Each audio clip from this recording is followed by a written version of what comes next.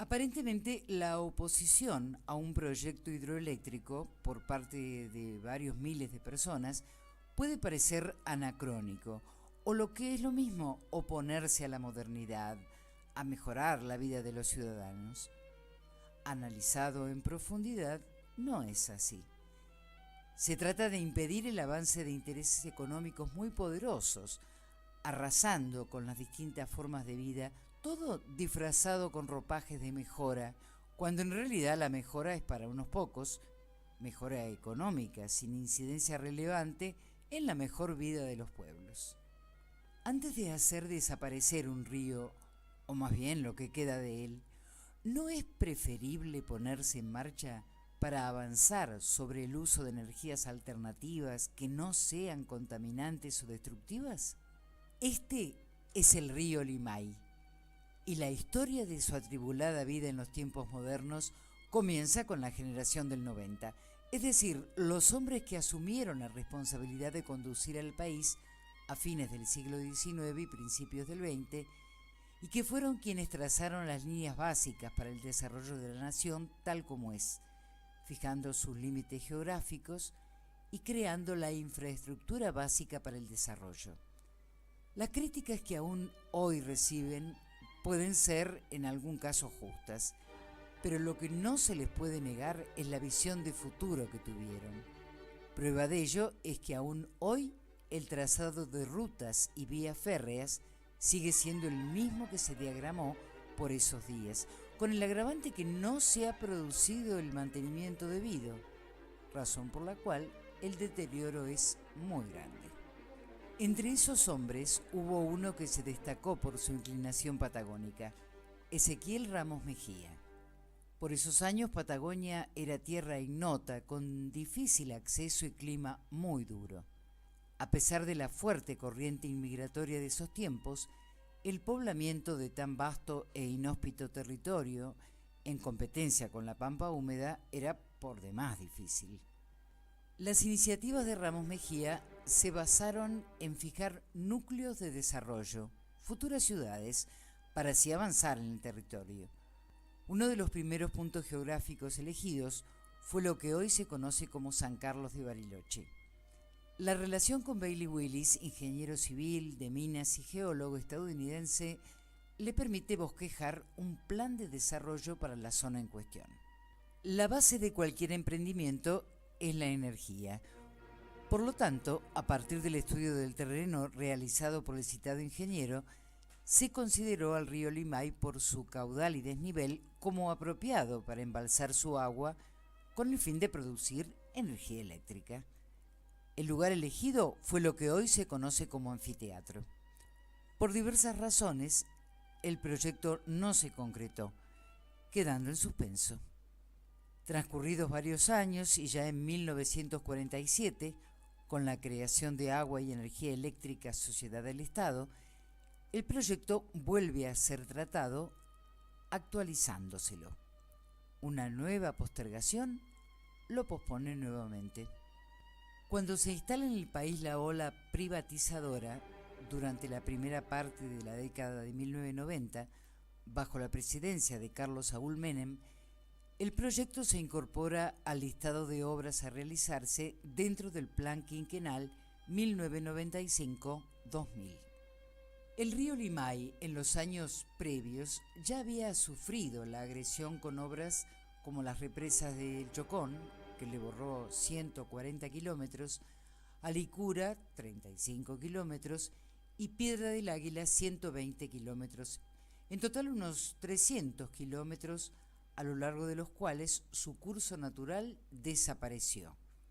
Restaban, tras estas obras, solo 90 kilómetros de río en estado natural, contados a partir de sus nacientes en el lago Nahuel Huapi, o Gran Lago, como lo llamaron los habitantes originarios.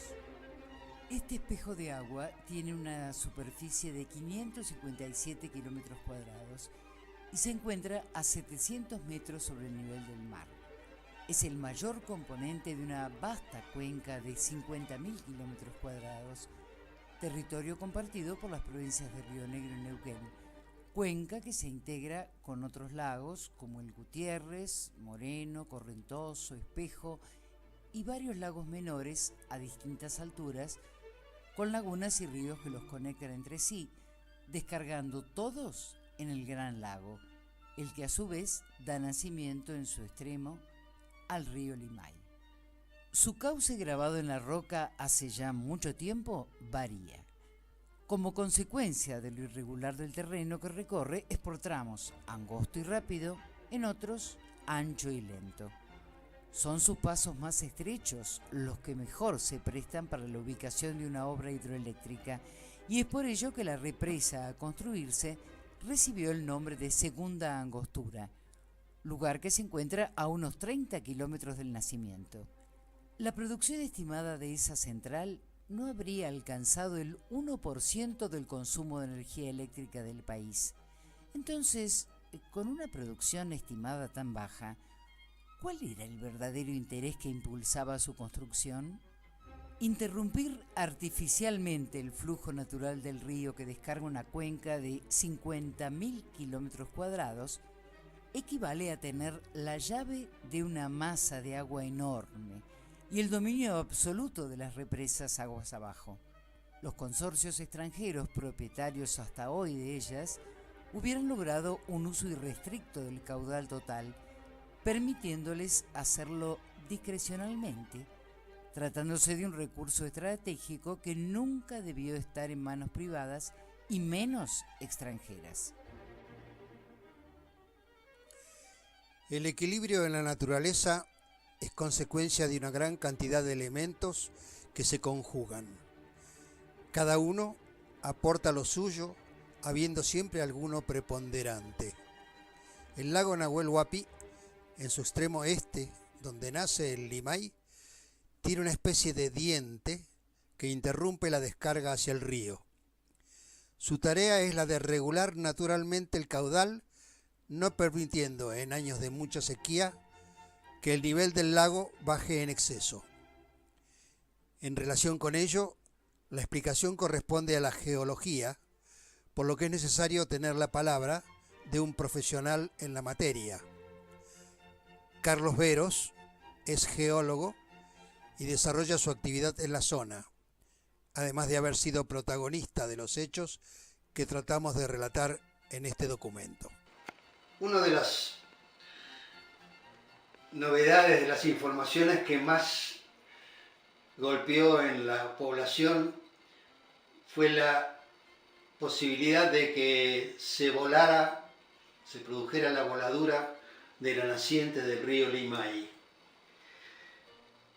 Eso afectó mucho, hubo gente que lo sufrió como que iban a destruir el río en su propia naciente. ¿Qué nos puedes contar de eso, Carlos? Que fue una de las noticias que se publicaron con bastante fuerza en los diarios. Sí, recuerdo esos días. Recuerdo también que fuimos a evaluar la situación, además de esta especie de guardia social que se hizo de la boca del Limay durante todo ese tiempo. Fuimos a evaluar si realmente esto era posible, ¿no? Y también recuerdo que hicimos algún comentario, se escribió en algún medio o se publicó en algún medio lo que habíamos concluido. Para poder modificar la altura del lago hay que hacer un trabajo de largo plazo, un trabajo de dragado de la boca del Limay. Sí, o sea que para ponerlo en términos comunes, a partir de la modificación del nivel del lago se produciría una reacción en cadena en toda la cuenca, en todo lo que es afluente del lago, ¿no es cierto? Exacto.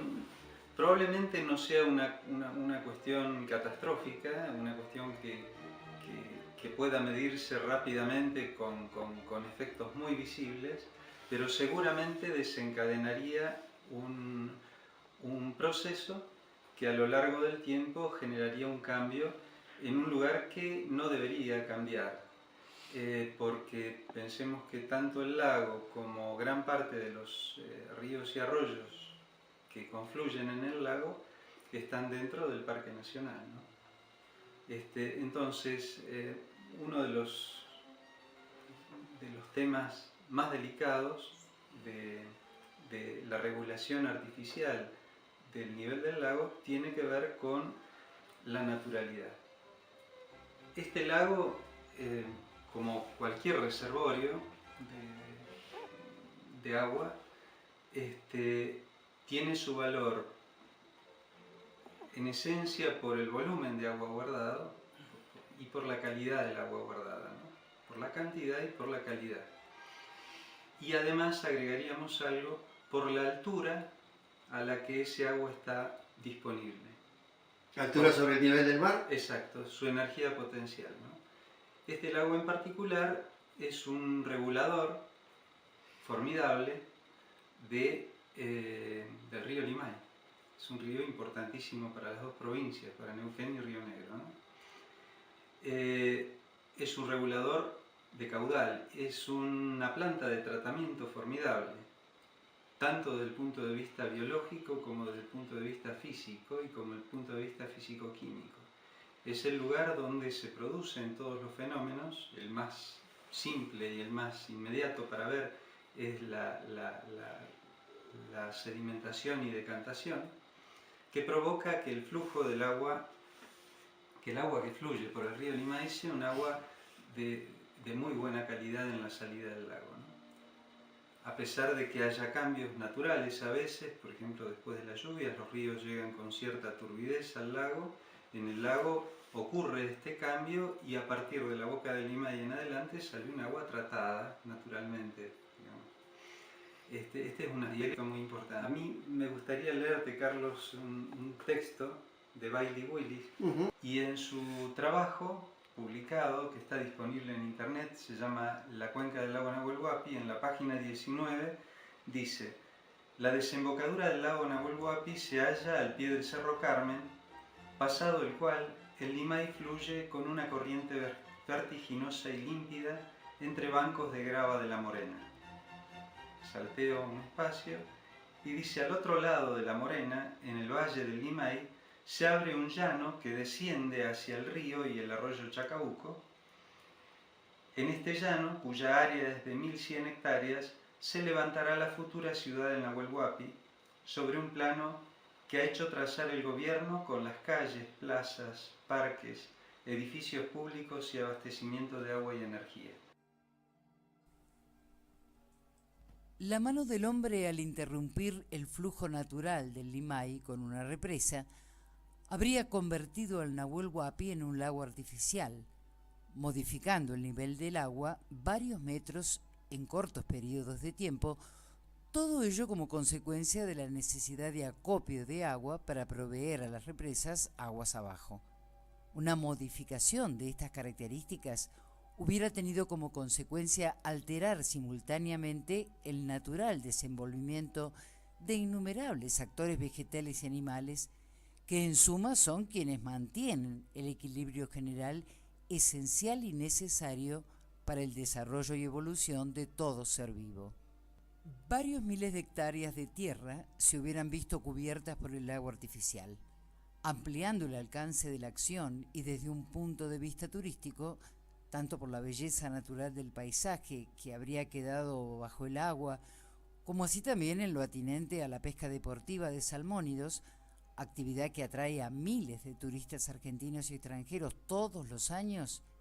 El daño habría sido en gran escala. El río Limay es el lugar de desove de muchas de las truchas que viven en los lagos de la cuenca.